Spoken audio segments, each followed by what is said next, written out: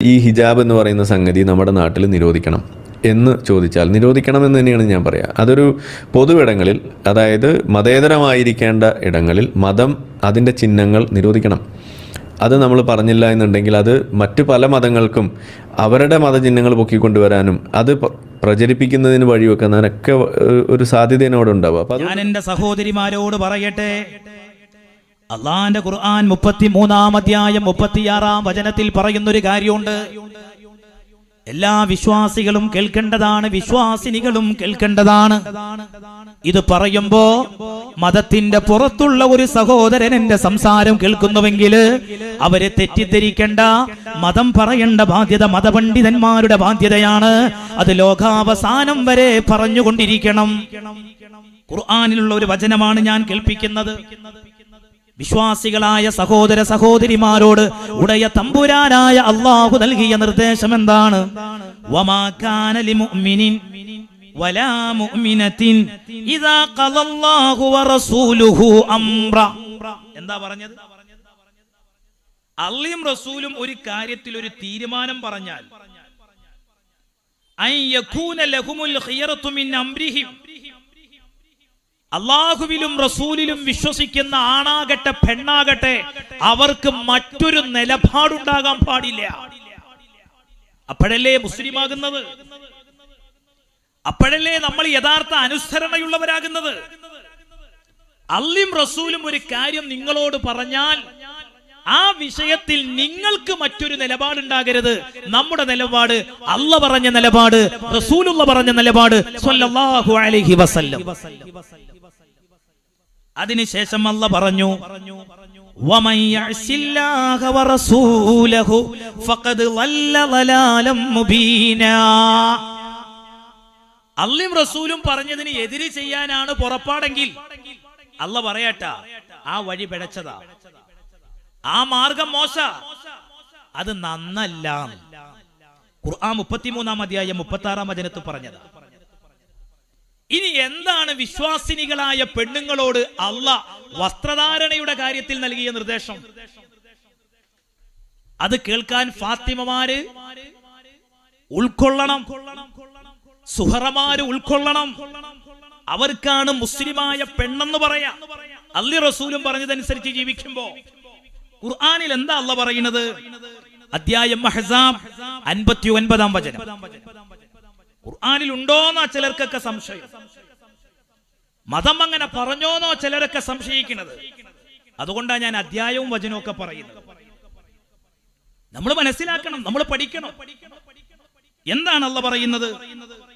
യാ അയ്യുഹൻ നബിയു, അല്ലാഹു തആല നബിയെ വിളിച്ചുകൊണ്ട് പറയുന്നത്, യാ അയ്യുഹൻ നബിയു കുല്ലി അസ്വാജിക വബനാതിക വനിസാഇൽ മുഅ്മിനീൻ. അല്ലാഹുവിന്റെ റസൂലിനെ അല്ലാഹ് വിളിച്ചിട്ട് പറയുന്നത്, ഓ നബിയേ, കുല്ലി അസ്വാജിക, നിങ്ങളുടെ പത്നിമാരോട് പറയണേ, വബനാതിക, നിങ്ങളെ പെൺമക്കളോട് പറയണേ, വനിസാഇൽ മുഅ്മിനീന, വിശ്വസിച്ച പെണ്ണുങ്ങളോട് പറയണം. അല്ലാഹുവിലും റസൂലിലും വിശ്വസിച്ച പെണ്ണുങ്ങളോട് പറയണം. എന്താ പറയേണ്ടത്? യുദിനീന അലൈഹിന്ന മിൻ ജലാബീബിഹിൻ, ജിൽബാബ് താഴ്ത്തിയിടാൻ വേണ്ടി പറയണം. ജലാബീബ് എന്താ അങ്ങനെ പറഞ്ഞാല്? എന്തിനാണ് ഈ ജലാബീബ് എന്ന് പറയാ? ശരീരമാകെ ചുറ്റിപ്പൊതിയുന്ന വസ്ത്രമാണ്. തലയും കഴുത്തും മാറിടവും മറയുന്ന വസ്ത്രം, അത് താഴ്ത്തിയിടണം. മുസ്ലിം പെണ്ണിന്റെ ഐഡന്റിറ്റിയാണ്. തലമറച്ച പെണ്ണ് മുസ്ലിം പെണ്ണാണെന്ന് തിരിച്ചറിയാനുള്ള ഐഡന്റിറ്റിയാണ്. അള്ളാന്റെ ഖുർആൻ പറയാണ്, നിങ്ങളെ തിരിച്ചറിയാൻ അതാണ് ഏറ്റവും നല്ലത്. പിന്നെന്തിനാ തലമറക്കുന്നത്? എന്തിനാ ശരീരം മറയുന്ന ചുറ്റിപ്പൊതിയുന്ന വസ്ത്രം ധരിക്കുന്നത്? അത് പീഡനത്തിന്റെ വസ്ത്രമായി കാണുന്നവരെ ധരിക്കുന്ന പെണ്ണിനോട് ചോദിക്കൂ, ഭർത്ത പെണ്ണിന് പീഡനമാണോ എന്ന്. അത് ധരിക്കുന്ന പെണ്ണുങ്ങളോട് ചോദിക്കൂ.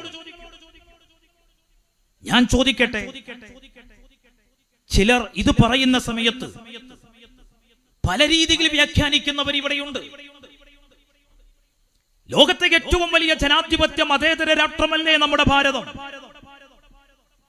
എന്തു ഭക്ഷിക്കണം എന്ന് തീരുമാനിക്കാൻ ഈ രാജ്യത്തെ പൗരന് ഭരണഘടന അനുമതി നൽകുന്നില്ലേ? എന്തു വസ്ത്രം ധരിക്കണമെന്ന ഒരു തീരുമാനമെടുക്കാൻ ഇവിടുത്തെ പൗരന്മാർക്ക് ഭരണഘടന അനുമതി നൽകുന്നില്ല.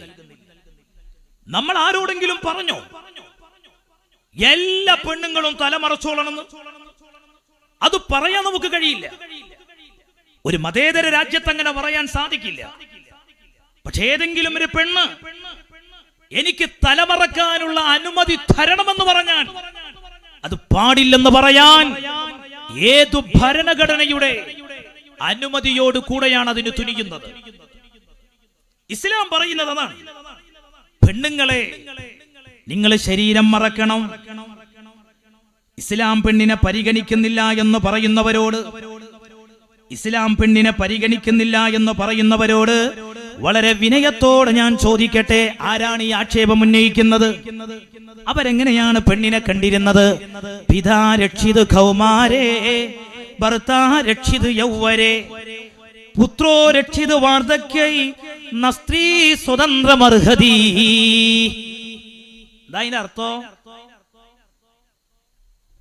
പെണ്ണ് ഒരു നിലക്കും സ്വാതന്ത്ര്യം അർഹിക്കുന്നില്ല എന്നല്ലേ ആകത്തുക? ഈ പറഞ്ഞ കക്ഷികൾ ഇസ്ലാമിലെ പെണ്ണിന് സ്വാതന്ത്ര്യമില്ല എന്ന് പറയുന്നുവെങ്കിൽ ഞാൻ എന്റെ സഹോദരിമാരോട് പറയട്ടെ, ഞാൻ എന്റെ ഉമ്മമാരോട് പറയട്ടെ, പ്രത്യേകിച്ച് എന്റെ ശബ്ദം കേട്ടുകൊണ്ടിരിക്കുന്ന ഈ സദസ്സിലുള്ള യുവതികളോട് പറയട്ടെ, നിങ്ങൾ തെറ്റിദ്ധരിക്കല്ല. ഇസ്ലാം പെണ്ണിനെ പരിഗണിക്കാത്ത മതമാണെന്ന് ധരിക്കല്ല. 6-ാം നൂറ്റാണ്ടിൽ അല്ലാഹുവിന്റെ റസൂൽ പ്രബോധനം ചെയ്യുന്ന കാലം, ആ കാലത്തെ പെണ്ണിന്റെ ചരിത്രം വായിക്കണേ. എന്റെ പ്രിയപ്പെട്ട യുവതികളായ മുസ്ലിം സഹോദരിമാരോട് ഞാൻ പറയട്ടെ, നിങ്ങൾ അല്ലാഹുവിന്റെ പരിശുദ്ധമായ ഖുർആനിലെ 16-ാം അധ്യായം 58-ാമത്തെ വചനം ഒന്ന് വായിച്ചു നോക്കൂ. അതിൽ അല്ലാഹ് പറയുന്നത് കാണാം, 6-ാം നൂറ്റാണ്ടിലെ പെണ്ണിനോട് ആ കാലത്തെ ജനത കാണിച്ചിരുന്ന സമീപനം, ആ കാലഘട്ടത്തിലെ പെണ്ണുങ്ങളോട് കാണിച്ചിരുന്ന നിലപാട് അല്ലാഹുവിന്റെ പരിശുദ്ധമായ ഖുർആനിൽ പറയുന്നുണ്ട്. സൂറത്തുൻ നഹ്ൽ 58-ാമത്തെ വചനത്തിൽ കാണാം, വൈദാ ബുശ്ശിറ അഹദുകും ബിൽ ഉൻസാ, പ്രസവിച്ചു വീണത് പെൺകുഞ്ഞാണെങ്കിൽ വല്ല വജുഹു മുസ്വദ്ദൻ വഹുവ കലീം, അപമാനഭാരം കൊണ്ട് അവരുടെ മുഖമാകെ കറുത്തുപോയിരുന്നു. അതായിരുന്നു 6-ാം നൂറ്റാണ്ടിലെ പെണ്ണിന്റെ അവസ്ഥ. ജനിച്ചു വീണത് പെൺകുഞ്ഞാണെങ്കിൽ അപമാനം സഹിക്ക വയ്യാതെയായിട്ട് അവരുടെ മുഖത്തെ പ്രഭ നഷ്ടപ്പെടും. പുറത്തിറങ്ങാൻ മടി വരും, ആളുകളിലേക്ക് ഇറങ്ങില്ല. യതവാറാ മിനൽ ഖൗമി മിൻ സൂഇ മാ ബുശ്ശിറ ബിഹി അയുംസികുഹു അലാ ഹൂനിൻ അം യദുസുഹു ഫിത്തുറാബ് അലാ സാഅ മാ യഹ്കുമൂൻ. 16-ാം അധ്യായം 59-ാം വചനം. എന്ത് ചെയ്യണം ഈ പെണ്ണിനെ? വെച്ചോണ്ടിരിക്കണോ? കുഴിയെടുത്ത് മണ്ണെടുത്ത് ആ കുഴിയിലേക്ക് തള്ളിയിട്ട് മണ്ണിട്ട് മൂടണോ? എത്രയെത്ര പെൺകുഞ്ഞുങ്ങളെ ആ ജീവനോടെ കുഴിച്ചു മൂടിയത്. സ്ത്രീ ജന്മം ശാപമാണെന്ന് കണ്ടിരുന്ന 6-ാം നൂറ്റാണ്ടിലെ അപരിഷ്കൃത സമൂഹം. നമ്മുടെ നാട്ടിലേക്ക് വരാം. മാറുമറക്കാൻ പെണ്ണിന് അവകാശം ഉണ്ടായിരുന്നോ? ഇവിടെ സ്വത്തിൽ പെണ്ണിന് അവകാശമുണ്ടായിരുന്നു. എങ്ങനെയായിരുന്നു നമ്മുടെ ഭാരതത്തിലെ സ്ത്രീകൾ ഒരു കാലത്ത് കഴിഞ്ഞിരുന്നത്? ആരാണ് അവർക്ക് ശ്വസിക്കാനുള്ള ശുദ്ധവായു നൽകിയത്? ആരാണ് ഈ നിലപാടുകൾ മാറ്റിയത്? അവിടെയാണ് പെൺകുഞ്ഞുങ്ങളെ ജീവനോടെ കുഴിച്ചു മൂടിയിരുന്ന 6-ാം നൂറ്റാണ്ടിലെ കാട്ടാള ജനവിഭാഗത്തിന്റെ മുഖത്ത് നോക്കി ലോകത്ത് സിംഹഗർജനം നടത്തിയ ഒരു സ്ത്രീ വിമോചകനുണ്ട്. ആ സ്ത്രീ വിമോചകന്റെ പേരാണ് പരിശുദ്ധ റസൂൽ മുഹമ്മദ് മുസ്തഫ സല്ലല്ലാഹു അലൈഹി വസല്ലം. അവിടുന്ന് പറഞ്ഞത് എന്താണ്? ഇമാം തിർമിദി റിപ്പോർട്ട് ചെയ്യുന്ന ഹദീസിൽ കാണാം, മൻ കാന ലഹു സലാസു ബനാതിൻ ഔ സലാസു അഖവാതിൻ ഔ ഇബ്നതാനി ഔ ഉഖ്താനി ഫഅഹ്സന സുഹ്ബതഹുന്ന വത്തഖല്ലാഹ ഫീഹിന്ന ഫലഹുൽ ജന്ന. ജീവനോടെ പെണ്ണുങ്ങളെ കുഴിച്ചു മൂടിയിരുന്ന 6-ാം നൂറ്റാണ്ടിലെ അപരിഷ്കൃത സമൂഹത്തോട് അള്ളാന്റെ റസൂല് പറയുന്നത്, നിങ്ങൾ 2 പെൺമക്കളെ അല്ലെങ്കിൽ 3 പെൺമക്കളെ സഹോദരിമാരെ നിങ്ങൾ വളർത്തുകയാണെങ്കിൽ, അവർക്ക് വിവാഹപ്രായമെത്തുമ്പോൾ അവരെ കെട്ടിച്ചു വിടുകയാണെങ്കിൽ, അവരെ കാര്യത്തിൽ പടച്ചതമ്പുരാനെ പേടിച്ചുകൊണ്ട് ജീവിക്കുകയാണെങ്കിൽ നിങ്ങൾക്ക് സ്വർഗമുണ്ടെന്ന് പഠിപ്പിച്ച നേതാവ്, ലോകം കണ്ട ഏറ്റവും വലിയ സ്ത്രീ വിമോചകൻ, അത് മുഹമ്മദ് മുസ്തഫ സല്ലല്ലാഹു അലൈഹി വസല്ലം. ആ നേതാവാണോ സ്ത്രീ വിരോധി? ആ നേതാവാണോ സ്ത്രീ വിരോധി? ഞാൻ ചോദിക്കട്ടെ, മാതാവിന്റെ കാൽ കീഴിലാണ് സ്വർഗമെന്ന് പഠിപ്പിച്ച ഒരു മതം എങ്ങനെയാണ് സ്ത്രീ വിരുദ്ധത അവതരിപ്പിക്കുന്നു എന്ന് പറയുന്നത്? മാതാവിന്റെ കാൽ ചുവട്ടിലാണ് സ്വർഗം. ഇന്നും നിങ്ങൾക്ക് കണക്കെടുക്കാം. നിങ്ങളുടെ ഈ തെക്കൻ ജില്ലയിൽ നിങ്ങൾ കണക്കെടുക്ക്. ഈ ആലപ്പുഴ ജില്ലയിൽ, തൊട്ടടുത്ത കൊല്ലം ജില്ലയിൽ, കോട്ടയം ജില്ലയിൽ, ഈ പരിസരത്തെ ജില്ലകൾ നിങ്ങൾ എടുക്കുക. അവിടെയുള്ള വൃദ്ധസദനങ്ങളിൽ ഒരു പക്ഷേ നിങ്ങൾക്ക് കുറഞ്ഞു കാണാൻ കഴിയുന്നത് മുസ്ലിം കമ്മ്യൂണിറ്റിയിൽപ്പെട്ടവരെ ആയിരിക്കും. തീരെയില്ല എന്നല്ല ഞാൻ പറയുന്നത്. മാതാപിതാക്കൾ ഭാരമായി കാണുന്ന മക്കൾ ഇന്നുണ്ട്. അവർ ഏറെ ഭയപ്പെടണം അല്ലാഹുവിന്റെ പരലോകത്തെ. പ്രായമാകുന്ന മാതാപിതാക്കളെ അവഗണിക്കുന്നവർ, അവർ നരകം ഭയപ്പെടണം. അവർക്ക് കൊടുക്കേണ്ട പരിഗണന എത്രത്തോളമാണ്? മുത്തുനബിയുടെ അടുത്തൊരു സ്വഹാബി വന്നില്ലേ, യുദ്ധത്തിന് പോകാനുള്ള കൊതി കൊണ്ട്, ജിഹാദിനുള്ള ആഗ്രഹം കൊണ്ട്, അവിടെ വെച്ച് രക്തസാക്ഷിയാകാനുള്ള മോഹം കൊണ്ട് പുണ്യനബി സല്ലല്ലാഹു അലൈഹി വസല്ലം ആ സ്വഹാബിയോട് ചോദിച്ച ചോദ്യം എന്താണെന്നറിയോ? എന്താ ചോദിച്ചത്? വാപ്പിയമ്മയൊക്കെ ഉണ്ടോന്ന് ചോദിച്ചു. ഉണ്ട് നബി. പ്രായവരാണോ? അതെ നബിയെ. ഓല നോക്കിയാ മതി, അവരെ പരിപാലിച്ചാ മതി, അതിനേക്കാളും വലിയ കൂലി ഇതിനില്ലട്ടോ. അതാ മുത്തുനബി സല്ലല്ലാഹു അലൈഹി വസല്ലം. ഞാൻ എൻ്റെ സഹോദരിമാരോട് പറയട്ടെ, വാട്സപ്പുകളിലൂടെ നമ്മൾ ചില ക്ലിപ്പുകൾ കാണാറുണ്ട്. പ്രായമായ അമ്മയെ, പ്രായമായ ഉമ്മയെ വെളിയിലേക്ക് തള്ളിയിട്ട് ചുടുവെള്ളം മുഖത്തൊഴിക്കുന്ന മരുമകളുടെ ചിത്രം, സ്വത്തിനു വേണ്ടി പിതാവിനെ തല്ലിക്കൊല്ലുന്ന മക്കളുടെ ചിത്രം. എത്ര വേദനാജനകമായ കാര്യമാണ്. അവിടെയാണ് നമ്മൾ മനസ്സിലാക്കേണ്ടത്. അല്ലാഹുവിന്റെ റസൂൽ പറഞ്ഞതെന്താണ്? മാതാവിന്റെ കാൽ ചുവട്ടിലാണ് സ്വർഗം. അവരോട് വിനയം കാണിക്കണേ, അവരെ ആദരിക്കണേ, അവരെ ബഹുമാനിക്കണേ. അവർക്ക് വെറുപ്പുണ്ടാകുന്ന വാക്ക് പറയരുത്, അവരോട് ചെയ്യുന്ന വാക്ക് പോലും പറയരുത്. അവർക്ക് ആവശ്യമായ പരിചരണം കൊടുക്കണേ എന്ന് പരിശുദ്ധ റസൂൽ മുഹമ്മദ് മുസ്തഫ. ആ നേതാവാണോ, ആ നേതാവ് പ്രചരിപ്പിച്ച മതമാണോ ഈ രാജ്യത്ത് സ്ത്രീ വിരുദ്ധത പറയുന്നത്? എത്രയെത്ര വചനങ്ങളുണ്ട്, ഞാൻ അങ്ങോട്ട് കടക്കുന്നില്ല. സുബ്ഹാനല്ലാഹ്. വഫാത്തിന്റെ വേളയിൽ പോലും പുണ്യനബി പറഞ്ഞത് അല്ലാഹ് അല്ലാഹ് ഫിന്നിസാ ഫിന്നിസാ. നിങ്ങൾ പെണ്ണുങ്ങളെ കാര്യത്തിൽ ശ്രദ്ധ കാണിക്കണേ. എനിക്ക് മനസ്സിലായിട്ടില്ല ഇസ്ലാം എവിടെയാണ് ഈ പെണ്ണുങ്ങളെ അവഗണിക്കുന്നത് എന്ന്. എന്താണ് പരിഗണന? അല്ലെങ്കിൽ എന്താണ് സ്വാതന്ത്ര്യം? പെണ്ണടിഞ്ഞാടലാണോ? അതാണോ സ്വാതന്ത്ര്യം? അതല്ല. ഇന്നിപ്പോ പ്രചാരം എന്തിനാ ഈ മറ? ഞാൻ നിങ്ങളെ കാണുന്നു, നിങ്ങൾ എന്നെ കാണുന്നു. സംഘാടകർ പറഞ്ഞു, ഉസ്താദേ, ആണുങ്ങൾ ഒത്തിരി കുറഞ്ഞാലും പെണ്ണുങ്ങൾ കണ്ടമാനുണ്ടാവുന്നു. ഞാൻ അപ്പൊ അതൊന്നും കണ്ടിട്ടില്ല. അതിനിപ്പോ അഥവാ ആണുങ്ങൾ കുറയാണെങ്കിൽ മൂല്യർ വയലു പറയില്ല, എന്ത് ചെയ്യണ്ട, ഒരു ഉസാറ് കുറവ് കാട്ടണ്ടെന്ന് കരുതിയിട്ട് സംഘാടകർ പറയുന്ന ഒരു മേറ്ററും ആവും. പക്ഷെ ഇവിടെ അങ്ങനല്ല കേട്ടോ, ഇവിടെ പെണ്ണുങ്ങൾ കണ്ടമാനുണ്ട്. അപ്പൊ ഈ മറന്റെ അപ്പുറത്തിരിക്കുന്ന കോളേജിലൊക്കെ പഠിക്കുന്ന പെൺകുട്ടിയൊക്കെ ഉണ്ടാവും ഒരു തോന്നൽ, ഇങ്ങനെ ഒരു മറൊക്കെ വേണം. ഇതപ്പോ ഞങ്ങൾ മനുഷ്യരല്ലേ, ഞങ്ങളൊന്നും ഇരുന്ന് കണ്ടിച്ചിട്ട് ഇപ്പൊ എന്താ കുഴപ്പം?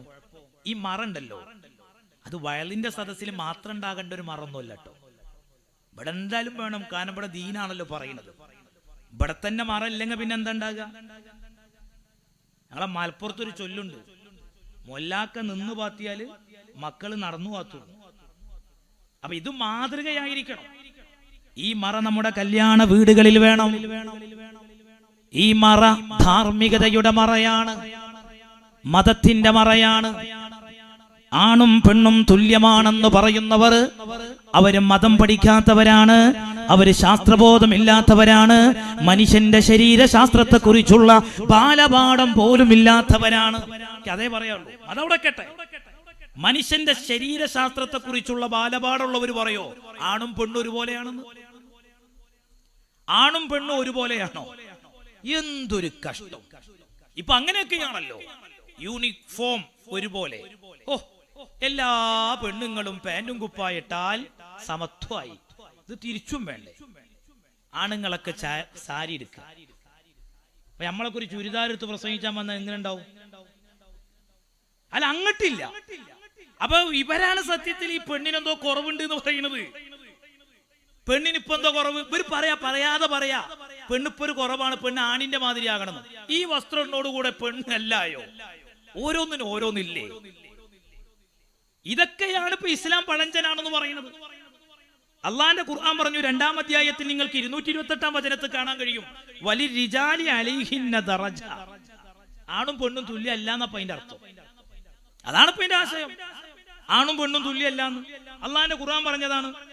ഖുർആൻ ആരിറക്കിയ ഗ്രന്ഥ? അത് തിരുത്തേണ്ട ഗതികേടില്ല. ഇന്നാ നഹ്നു നസ്സൽന ദിക്റ വ ഇന്നാ ലഹു ലഹഫിളൂൻ. അല്ലാഹ് ഖുർആനിൽ പറഞ്ഞത് എന്താണ്? ഞാനാണ് ഖുർആൻ അവതരിപ്പിച്ചത്, അതുകൊണ്ട് തന്നെ അന്ത്യനാൾ വരെ ഖുർആനിന്റെ സന്ദേശങ്ങൾ ഞാൻ നിലനിർത്തും. നിങ്ങൾ ആലോചിച്ചു നോക്ക്, ലൗ കാന മിൻ ഇൻദി ഗൈരില്ലാഹ്, അല്ലാഹുവിന്റെ ഖുർആൻ പറഞ്ഞില്ലേ, ഈ പരിശുദ്ധമായ ഖുർആൻ പടച്ച തമ്പുരാന്റെ പക്കലിൽ നിന്നല്ല അവതരിച്ചതെങ്കിൽ അതിൽ നിങ്ങൾക്ക് ലവജദൂ ഫീ ഇഖ്തിലാഫൻ കസീറാ, അഭിപ്രായ ഭിന്നതകൾ കാണാൻ കഴിയും. അതിൽ വൈരുദ്ധ്യങ്ങൾ ഉണ്ടാകും, അതിൽ സംഘർഷഭരിതമായ ആശയങ്ങൾ ഉണ്ടാകും, കാലത്തിന് യോജിക്കാത്ത നിലപാടുകൾ ഉണ്ടാകും. പടച്ച റബ്ബാണ് സത്യം. വല്ലാഹി സുമ്മ വല്ലാഹി, ഈ നൂറ്റാണ്ട് ഇത്ര പുരോഗതിപ്പെട്ടിട്ട് ശാസ്ത്ര കണ്ടുപിടുത്തങ്ങൾ അതിവേഗം മുന്നോട്ട് പോയിട്ട് പോലും 6-ാം നൂറ്റാണ്ടിൽ അറേബ്യൻ സമൂഹത്തോട് സംസാരിച്ച ഖുർആനിന്റെ ഒരാശയം ഈ പുതിയ കാലത്ത് തിരുത്തേണ്ട ഗതികേട് വന്നിട്ടുണ്ടോ? സ്ത്രീകൾക്ക് അങ്ങനെ ഒരു ഗതികേട് വന്നിട്ടില്ല. പിന്നെ ചിലര് പറയും ഈ ഹദീസ് ആയത്തിനെതിരാണ്. ഹദീസും ആയത്തും പഠിക്കാത്തവരാണ്. ഓലാണ് ഈ ബലിയടങ്ങേറ്. മതം ഭയങ്കര ഉഷാറ, ഒരു കുഴപ്പമില്ല. പക്ഷെ എന്ത് കാര്യങ്ങള് ഇപ്പൊ ഇസ്ലാമിൽ തന്നെ വല്ലാത്തൊരു സങ്കടമുള്ള ഒരു കാര്യമാണ് ഇപ്പൊ അതൊക്കെ. നമ്മൾ എന്താ ചെയ്യാ? സഹിക്കല്ലാതെ. ഈ മതത്തെ വികലമാക്കുന്ന പുത്തനാശയക്കാർ വലിയ ഇടങ്ങാറാവലെ കൊണ്ട്. നിങ്ങൾ ആലോചിച്ച് നോക്കുക, ഒരു സംഭവം, ഒരു ഹദീസ് സ്വീകരിക്കണമെങ്കിൽ ഈ പുത്തനാശയക്കാർ വെക്കുന്ന ഡിമാൻഡ് കണ്ടെങ്കിൽ 2-3 ഡിമാൻഡ്. അതിലൊന്നെന്താണെന്നറിയോ? ഖുർആനിന് എതിരാകാൻ പാടില്ല ഹദീസ്. അപ്പൊ അങ്ങനെ ഉണ്ടാവും. ഈ ഹദീസ് തന്നെ എന്താ? ഹദീസ് എന്ന് പറഞ്ഞാൽ ഖുർആനിന്റെ വ്യാഖ്യാനാണത്. ഖുർആൻ അവതരിച്ചത് ആർക്ക? നബിക്ക. ആ മുത്തുനബി തങ്ങൾ ഹദീസ് ഖുർആനിന് എതിരുണ്ടാവൂല. അത് ഹദീസ് വായിക്കുന്നിടത്ത് വരുന്ന പ്രശ്നമാണ്. ഹദീസ് വായിക്കുന്നിടത്ത് വരുന്ന അബദ്ധമാണ്, ഭീമാബദ്ധമാണ്. അത് നമ്മൾ തിരുത്തണം. ഇപ്പൊ ഞാൻ ഒരു ഉദാഹരണം പറയാം, നമ്മൾ മനസ്സിലാക്കാൻ വേണ്ടി പറയാണ്. ഇതൊക്കെ നമ്മളെന്തറിയോ, ഈ പുതിയ കാലത്ത് നമ്മൾ ജീവിക്കുമ്പോൾ നമ്മൾ ഇതൊക്കെ കൃത്യമായി മനസ്സിലാക്കണം. ഒരു ഉദാഹരണം പറഞ്ഞാൽ, ഖുർആനിനെതിരായിട്ട് ഒരു ഹദീസ് ഉണ്ട് എന്നാണ് ചില ആൾക്കാർ പറയുന്നത്.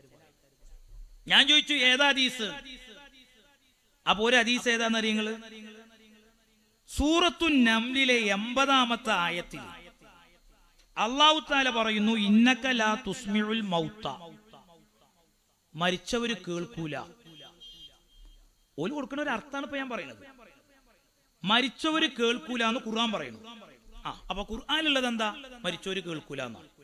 എന്നാ ഞാൻ ഹദീസിലോ?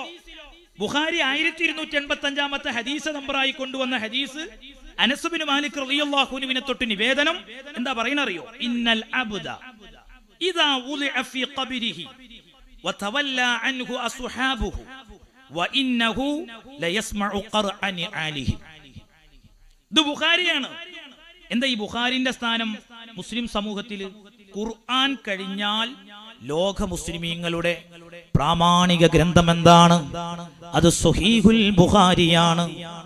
ഇമാം ബുഖാരി ഉദ്ധരിച്ച സ്വഹീഹുൽ ബുഖാരി. ആ സ്വഹീഹുൽ ബുഖാരിയിൽ പറയുന്നത്, ഒരു മയ്യത്ത് ഖബറിൽ വെച്ച് കഴിഞ്ഞാൽ വതവല്ല അൻഹു അസ്ഹാബുഹു വതവല്ല അൻഹു അസ്ഹാബുഹു, അവന്റെ കൂട്ടുകാര്, അവന്റെ മക്കള്, അവന്റെ പേരമക്കള്, അവന്റെ പരിചയക്കാര്, നാട്ടുകാര് അവിടെ നിന്ന് പിരിഞ്ഞു പോകുമ്പോൾ അവര് നടന്നു നീങ്ങുന്ന ചരിപ്പടിക്കാലിന്റെ ശബ്ദം ആ കബറാളി കേൾക്കുമെന്ന് പരിശുദ്ധ റസൂൽ മുഹമ്മദ് മുസ്തഫ സല്ലല്ലാഹു അലൈഹി വസല്ലം. കണ്ടോ, എതിരായി. ഇപ്പൊ എന്താ എതിരായി? ഖുർആൻ പറയുന്നു മരിച്ചവര് കേൾക്കൂല. നബിയുടെ ഹദീസിൽ പറയുന്നു എന്ത്? ഒരു മയ്യത്ത്, മഹാത്മാക്കൾ എന്നല്ല കേട്ടോ, മഹാത്മാക്കളൊക്കെ എന്തായാലും കേൾക്കും. ഇത് ശൈഖ് ജീലാനി തങ്ങൾ അനുസ്മരിച്ചിട്ടുള്ള പരിപാടിയല്ലേ? ബഗ്ദാദിൽ കിടക്കുന്ന മഹാനവറുകൾ ഈ കൊച്ചു സദസ്സിൽ ഒരുമിച്ച് കൂടിയ നൂറുകണക്കിന് വിശ്വാസിനികളെ മഹാനവറുകൾ കാണും അറിയുമെന്ന് പറയുമ്പോ നമ്മളെ ബുദ്ധിക്കത് ഉൾക്കൊള്ളാൻ കഴിയണില്ല. അതെങ്ങനെ കാണുക? അതെങ്ങനെ കേൾക്കുക? അത് വിട്. നിങ്ങൾ ഈ തൊട്ടടുത്ത പള്ളിപ്പറമ്പ് എടുക്ക്. ഇത് ബുഖാരിയിലെ ഹദീസ. ഒരു മയ്യത്ത് കബറടക്കം ചെയ്തിട്ട് മക്കള് തിരിച്ചു പോരുമ്പോ പുണ്യനബിയുടെ വാക്കാ സല്ലല്ലാഹു അലൈഹി വസല്ലം, അവര് നടന്നു പോകുമ്പോ എന്താ പറഞ്ഞത്? അവര് ചെരിപ്പടിക്കാരിന്റെ ശബ്ദം കേൾക്കും. മയ്യത്ത് കേൾക്കൂട്ട, പാപ്പ കേൾക്കും. അപ്പൊ എന്താ സംഭവം? ആയത്തു ഹദീസു എതിരായോ? ഇല്ല. പിന്നെ എന്താണ്? ഇതാണ് പ്രശ്നം. ഈ അധിക ആളുകൾക്കും ഈ സത്യവഴിയിൽ നിന്ന് തെറ്റിപ്പോകാനുള്ള കാരണം എന്താണെന്നറിയോ? അവർ ഈ നേരായ രീതിയിൽ ഖുർആൻ പഠിക്കണില്ല എന്നുള്ളതാണ്. നമ്മളെ യുക്തിക്കനുസരിച്ചല്ല ഖുർആൻ നോക്കേണ്ടത്. ഖുർആൻ പിന്നെ എന്ത് ചെയ്യണം? നമ്മുടെ മുൻഗാമികൾ എങ്ങനെയാണ് ആ ആയത്ത് വിശദീകരിച്ചത്, ആ വിശദീകരണം ഉൾക്കൊള്ളണം. ഇപ്പൊ ഞാൻ പറയട്ടെ, ഇമാം ബുഖാരി വലിയ ഹദീസ് പണ്ഡിതനല്ലേ? പക്ഷെ ആ ഇമാം ബുഖാരി ഷാഫി മദ്ഹബ് സ്വീകരിച്ച ആളാണ്. ആ ഇമാം ബുഖാരി ഷാഫിഈ മദ്ഹബ് സ്വീകരിച്ച് എനിക്കൊരു മദ്ഹബും വേണ്ട, ഞാനല്ല ഇപ്പൊ ഈ ഹദീസൊക്കെ ക്രോഡീകരിച്ചത്, ഞാൻ എന്റെ ഇഷ്ടത്തിനനുസരിച്ച് ജീവിച്ചോളാം എന്ന് ബുഖാരി ഇമാം സ്വീകരിച്ചില്ല. സഹോദരങ്ങളെ, യുവാക്കളെ, നമ്മൾ മനസ്സിലാക്കണം.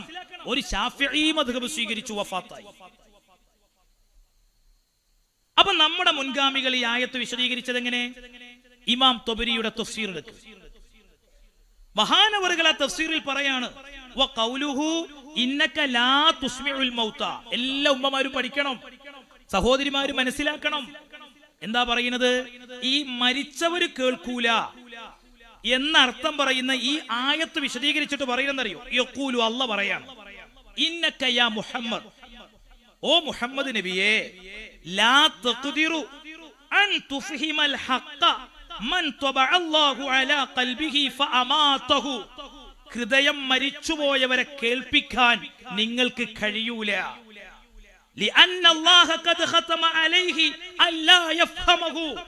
അല്ലാഹ് സീൽ വെച്ചു കഴിഞ്ഞു. ഇപ്പൊ നമ്മളുണ്ടല്ലോ സാധാരണ ഇത് പറഞ്ഞ് കേൾക്കൂല എന്നുള്ള അർത്ഥത്തിലല്ല. ചിലപ്പോ നമ്മൾ പറയും, ഉസ്താദേ അല്ലെങ്കിൽ മാഷോട് ഒരു മാഷേ, എന്റെ മോണ്ട് തീരെ പറഞ്ഞാ കേൾക്കൂല. അതിന്റെ അർത്ഥവും ചെവി പൊട്ടനാന്നാ? അതാണോ അതിന്റെ അർത്ഥം? അല്ല. പിന്നെന്താണ്? അനുസരിക്കൂല എന്നതുപോലെ ഈ ഹൃദയം മരിച്ചുപോയവരെ, അവരെ നിങ്ങൾക്ക് സത്യം അനുസരിപ്പിക്കാൻ കഴിയൂല.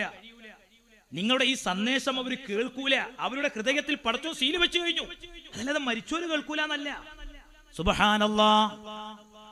മഹാനായ അംർ ഇബ്നുൽ ആസ് റളിയല്ലാഹു അൻഹു വലിയ സ്വഹാബിയാണ്, പ്രഗൽഭ സ്വഹാബിയാണ്. അവരുടെ ഒരു വസിയ്യത്ത് കാണാം. ഇമാം മുസ്ലിം അവിടുത്തെ സ്വഹീഹിൽ ഉദ്ധരിക്കുന്നുണ്ട്. ആ വസിയ്യത്തിൽ പറയുന്നത് എന്താണ്? ഫഇദാ ദഫൻതുമുനി, എന്നെ നിങ്ങൾ മറവ് ചെയ്ത് കഴിഞ്ഞാൽ ഫശുന്നു അലയ്യ തുറാബ ശന്നാ, നിങ്ങൾ മണ്ണ് വാരിയിടണം. മഹാനവറുകൾ പറയാണ്, എന്റെ കബറിൽ മണ്ണ് വാരിയിടണം.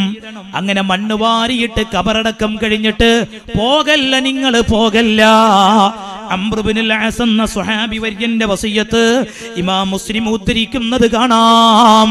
സുമ്മ അഖീമു ഹൗല ഖബരി ഖദ്റ മാ തുൻഹറു ജസൂറുൻ വയുഖ്സമു ലഹ്മുഹാ.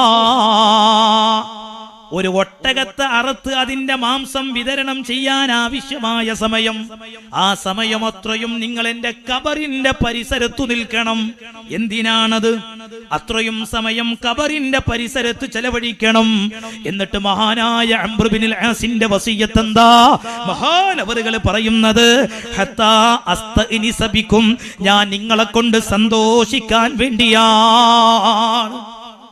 എനിക്ക് നിങ്ങളെ കൊണ്ട് സന്തോഷിക്കണം.